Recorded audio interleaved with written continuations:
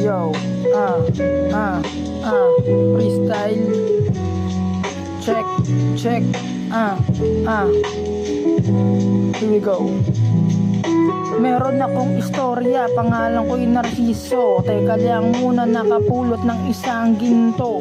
Kasi nga nahulog ang puso sa isang babae na di ko inaasahan. Habang kami araw-araw nagtatalo, di ko na malayan na huhulog na pala ako sa kanyang kagandahan. Pero di ko alam ano namalayan, ano bang nakita sa katulad niya. Tipo ko yung ugali niya, di mapalagay sa tuwing nasisinagan siya. Gusto kong yakapin, baka sampalin lang ako, diba?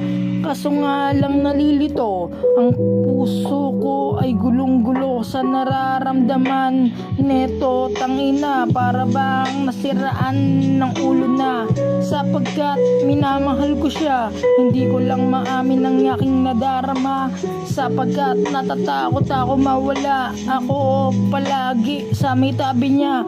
Minamahal ko siya, wala nang ang iba. Ang puso kong ito, siya lang ang dinitigda. Pangalan niya palaging nasa isip. Teka sandali lang, hanggang sa panaginip di ako mapalagay, lalo na kapag hindi ko siya nakikita. Sana kung malaman niya lang ang aking nararamdaman ay hindi na siya mawala pa.